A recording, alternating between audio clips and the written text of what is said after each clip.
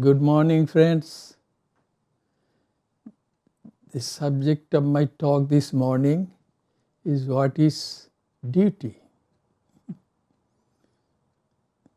So this morning it is my duty to give you a talk on the subject, what is duty.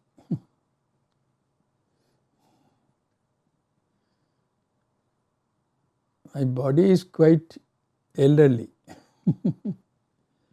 I have been a monk for about 62 years, and in my late 20s I became a monk. So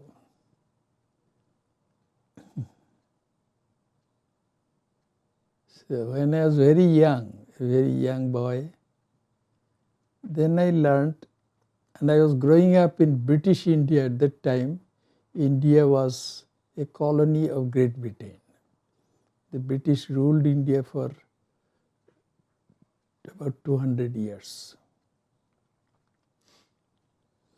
And then due to the efforts of many patriotic freedom fighters like Mahatma Gandhi, he was in favor of non-violent movement. The British left India. It is quite unprecedented in history that an occupying power had to leave without warfare. But that happened to India. So I was a very young boy, and at that time I was growing up in British India, and we had to learn British English also. At that time, I read somewhere a statement. The statement is, I slept and dreamt that life was beauty. When I woke up, I found out that life was duty. The implication is that duty is not beautiful. That is, duty cannot be always pleasant.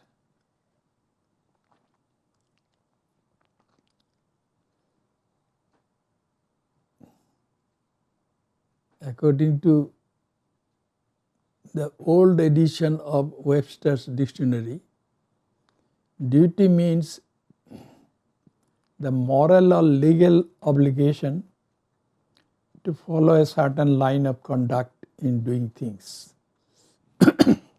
Excuse me.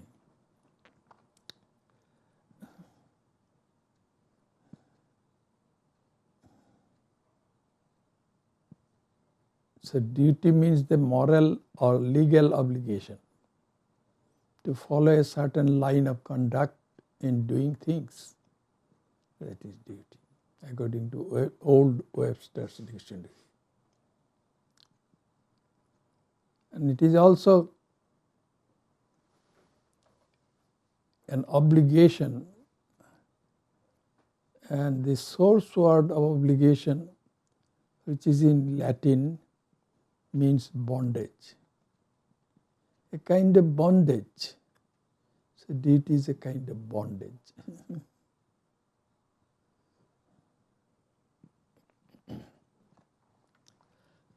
When I was a young boy,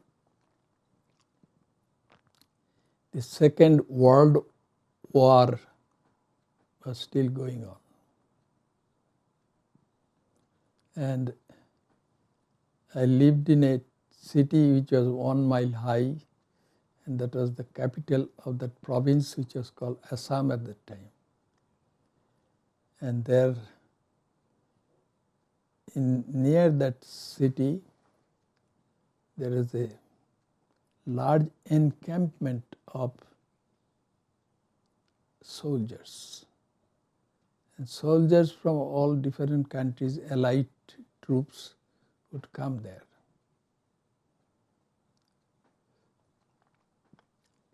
Sometimes for treatment and other things.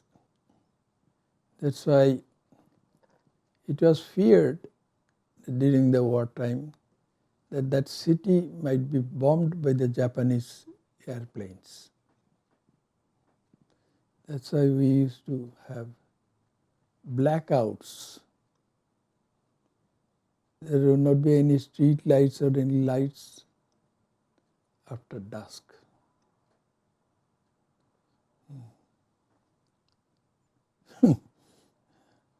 After so many years now, this fear of virus has engulfed the world like that.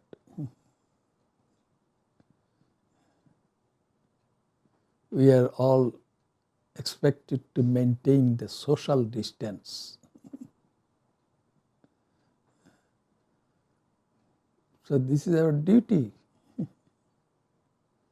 And when we are very young, during the Second World War, it was our duty to observe the rules of blackout.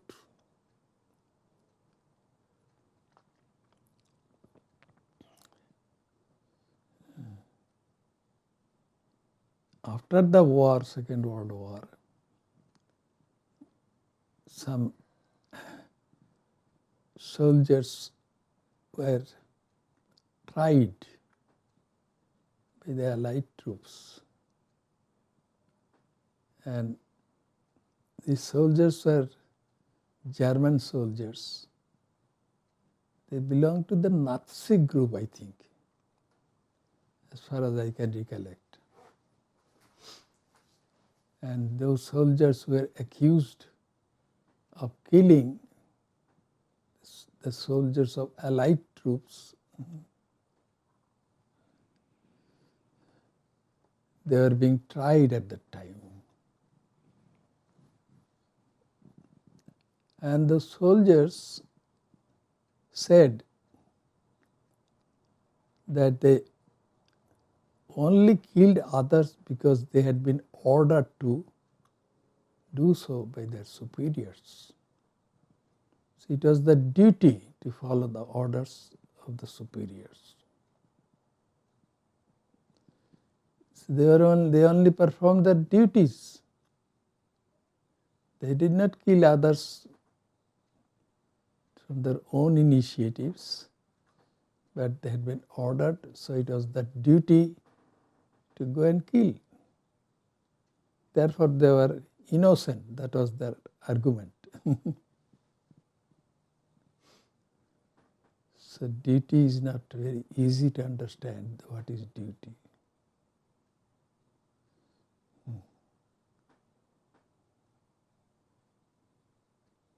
That is a story of a Hindu monk. He was taking a bath in that river Ganga, which is a source in the Himalayan mountains. And in North India, this river is considered holy by the Hindus. That's why the water of Jordan is considered holy by some Christians. So a holy man was taking a bath in that river. Then he saw a scorpion about to be drowned in the water of the river. Then he took that scorpion out by his hand and tried to throw it back to the bank of the river. And the scorpion stung that holy man. His hand shook and the scorpion dropped down to water. But the monk didn't give up. Again he lifted that scorpion and was trying to throw it out to the safety of the bank of the river. And then again the scorpion stung him. But he didn't give up. third time he was able to throw that scorpion out of water to the safety of the bank. And one gentleman was watching this holy man performing all these things. And he asked the holy man, "Revered sir, the scorpion bit you twice, stung you twice, and still you wanted to save the scorpion? You should have let it die in the river." Then the Hindu holy man said, Hindu monk, "You see, the scorpion thought that it was its duty to sting me. And the scorpion was not aware that I was trying to save that scorpion. And it performed its duty not only once but twice. But I am a Hindu monk. It is my duty to help people in distress." The scorpion was not just people, any being in distress. So the scorpion was in a distressed situation. It was about to die. That's why I had to perform my duty as a monk.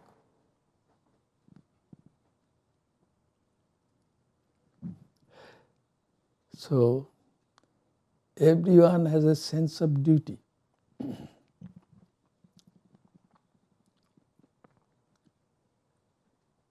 I have been in this country. I was sent by our monastic order to serve the children of God in this country. And I have been here for more than 43 years, if I remember right. And during this period, on invitation, I had to go to many different countries to talk about Vedanta or Hinduism or other religious subjects. And on invitation, I had to visit Japan 20 times. And during those visits, most of the time I had to spend, most of the time of the visits, I had to spend at least 1 month in Japan, trying to spread the teachings of Sri Ramakrishna there.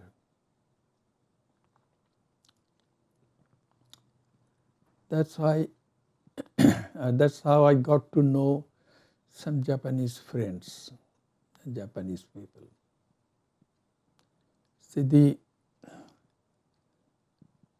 first temple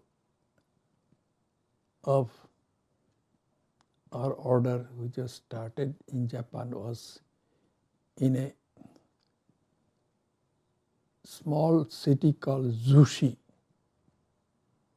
It is on the bank, or it is on the shore of the ocean. And so I used to go there and stay for about a month during most of my visits there. Then I got to know some people there, both men and women. They are very good people. One gentleman used to come there. He was not young. He seemed to be a very decent person. And one day he said to me, "Swami, I have to tell you about one problem which I have been having for the past few months. Let me see if you can help me." Then he said that during this Second World War, he had to become a soldier. And then he went to some countries in Asia to fight. And during that fight he had to kill many people. He killed those people under orders of his superior officer.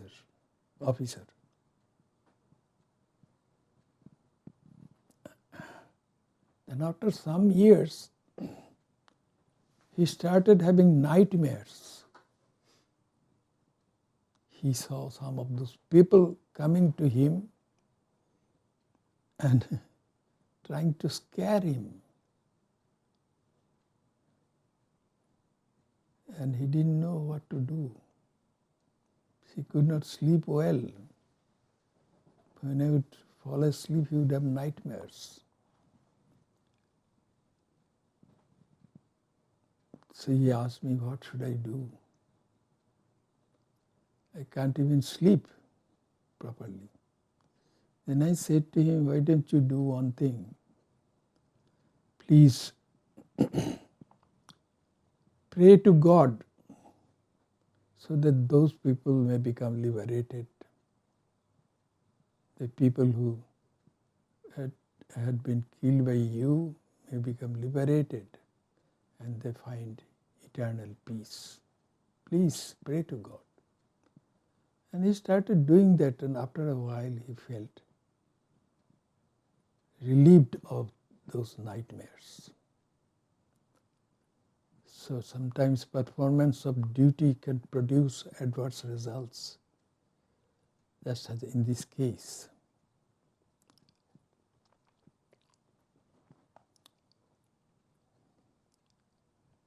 And I have been here in the state of Washington. Seattle is in the state of Washington, as I have told you, for at least 43 years. Because the monastic order sent me here to serve God's children in this country. While here I heard a true story about an engineer who was in Eastern Washington. His wife also was an engineer. And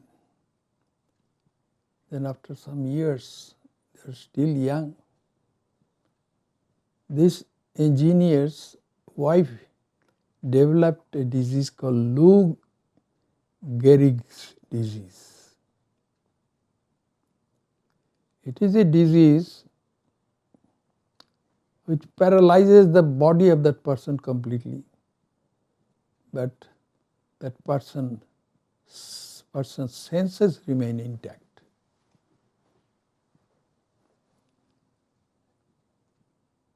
So this event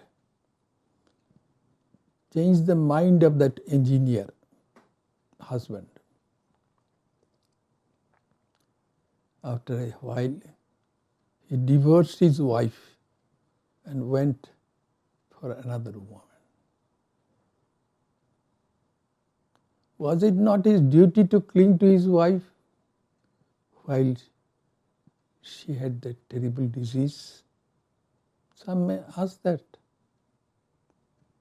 But that engineer must have had his own reasons for divorcing his wife.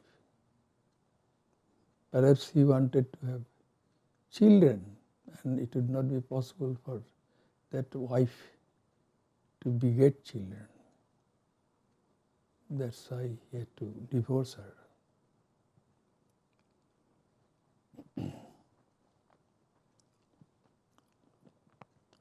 There is another story. That is the story of a young US officer, American officer, who had to go to Vietnam. because the government wanted him to go and fight in Vietnam. And during that war, a hand grenade was hurled at him, and that damaged his face so much that he could not be recognized. His face was so damaged. And then the plastic surgeons and others started reconstructing his face, and he had to come back from the battlefront. And he had a young wife. That wife, when she saw her husband's face, unrecognizable face, she decided to divorce him. And she divorced him. One more question, was it not the duty of the wife to stand by her husband at that time, at this time, her husband's crisis? Well, it is difficult to say how she justified his divorcing her husband.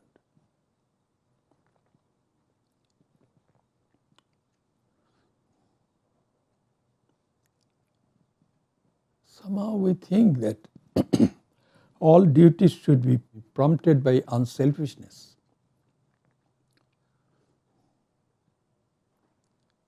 As I have often said, a good husband is he who willingly and lovingly makes self-sacrifice for his wife, not grudgingly. And the same is true for a good wife. A good wife is she who willingly and lovingly makes self-sacrifice for her husband. And this act of self-sacrifice is a part of the sense of duty on each one of them.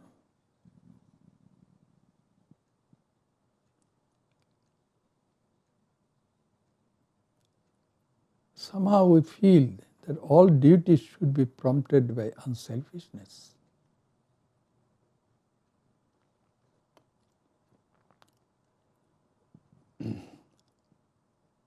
And so far as Hinduism is concerned,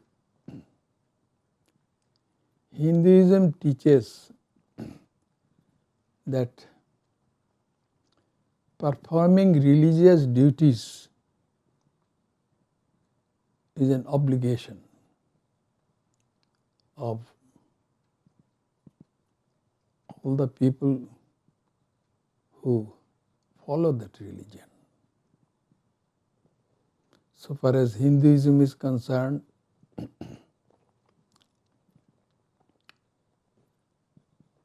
there are religious duties. The religion teaches a person how he or she should act.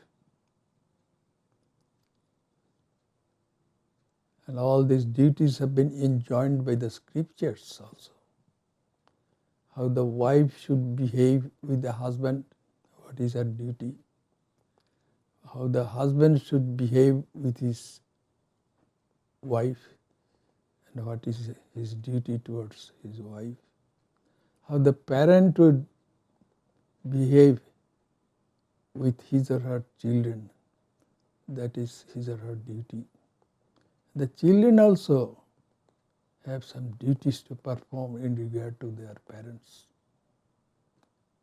These are religious duties.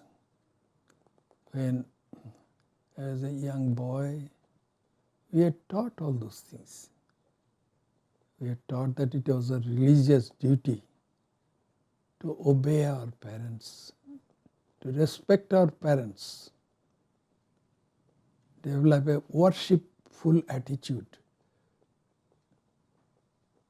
in regard to our parents. That's why when I was a young boy, when I would go to school, before going to school I would salute to my mother and father. But often my father would be away, he had to go and work. And then I would salute his shoes and go to school.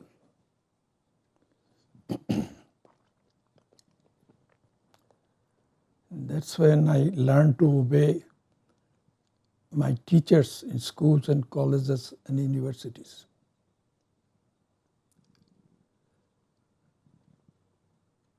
And also, I learned to obey the doctors.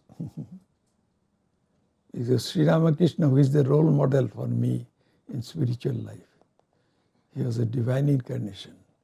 His picture is just behind me. He respected the doctors. He took medicines. As a divine incarnation, he could have cured himself in 1 second, but he didn't do that. To set examples for us, he respected the doctors and he obeyed the doctors and took the medicines prescribed by the doctors. That's why I also obey the doctors. I obey my spiritual teacher, and I consider that as my spiritual duty.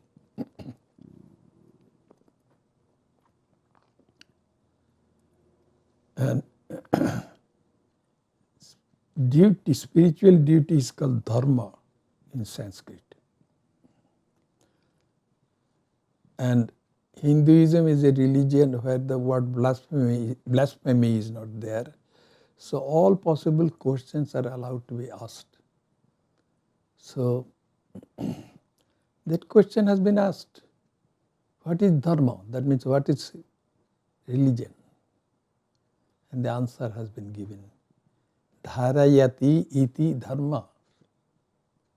Something which sustains us is our dharma, is our religion.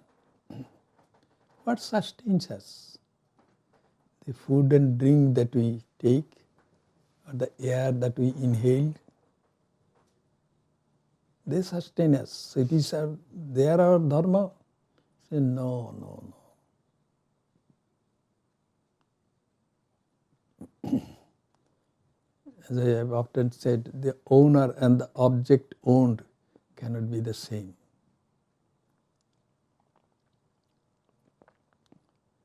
So I own my body, so I cannot be my body as the owner.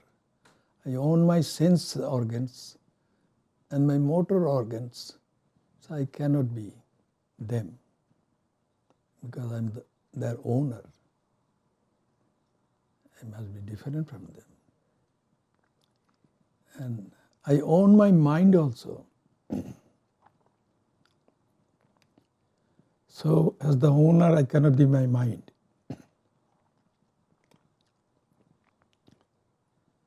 But the sense of my individual existence is a thought of my conscious mind. And that is my ego or I. So I am the owner of my mind, and yet I cannot dissociate myself from my mind, which I am not. So what am I?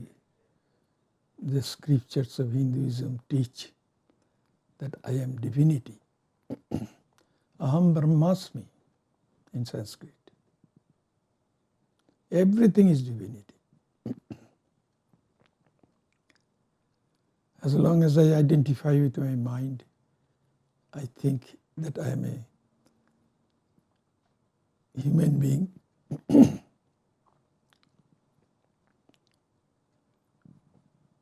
I am prone to diseases, something which is physical. I think that is my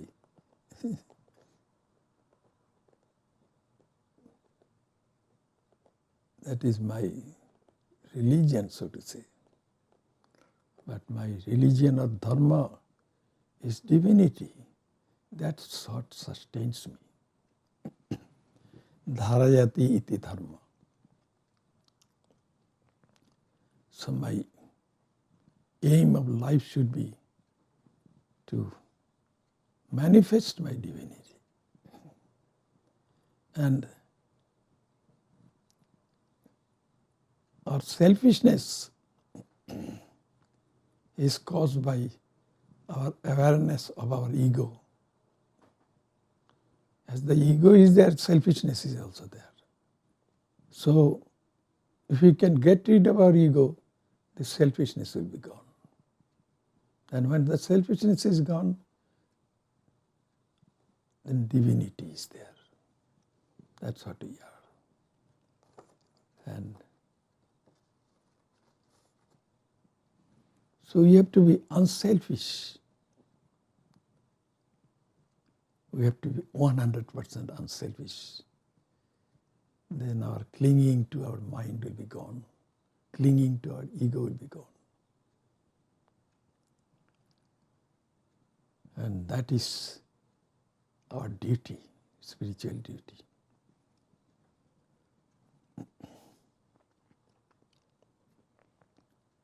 Even in monastic life, we have to obey. And that is considered our spiritual duty.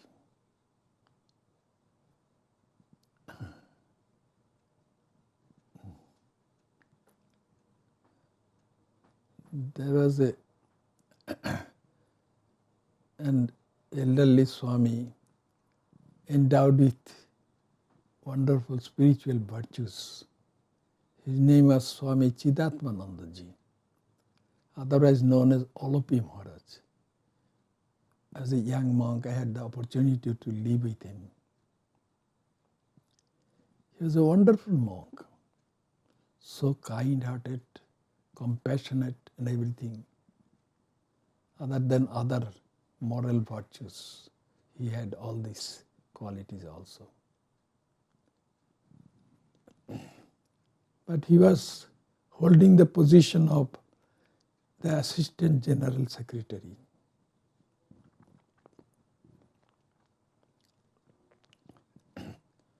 And there was another senior Assistant General Secretary. His name was Swami Bhaskarananda. He was also a wonderful monk,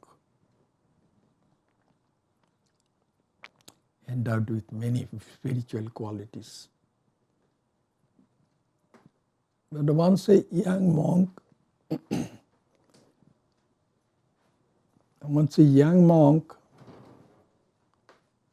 did something for which he had to be severely scolded.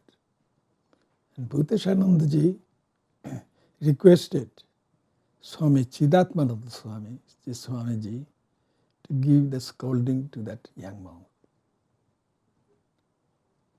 Even though reluctantly Swami Chidatmananda had to obey, and he gave a severe scolding to that young monk. And Swami Bhaskarananda observed that. Then when the young monk was still there, then he said to Swami Chidatmananda, it seems you scolded that monk a little too severely. Then Swami Chidatmananda said to that young monk, well, I'm sorry, I might have scolded you too much, but I had to scold you because you did certain things which are not befitting to a monk of our order, so please don't do those such things again. That's what he said.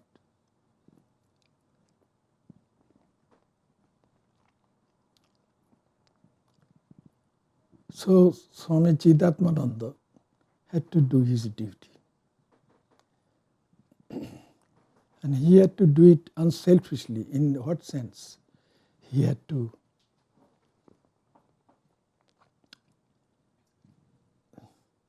think that he was giving service to God by doing whatever he was doing.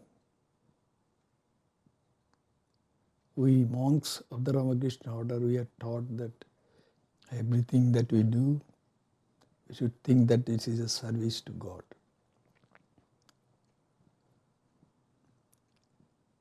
So, This is our religious duty. Why do we perform these religious duties?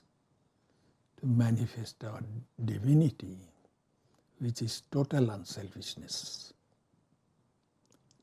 And we should all try to do that. Even a householder has been advised by Sri Ramakrishna, who is a divine incarnation. He has said, think that your house is God's house and you are God's child. If you are married, your spouse is also God's child. And if you happen to have had children, then your children are also God's children, not grandchildren. So everything belongs to God. So when you sweep the floor of your house, you should think that you are sweeping the temple, floor of the temple of God. Thus spiritualize everything.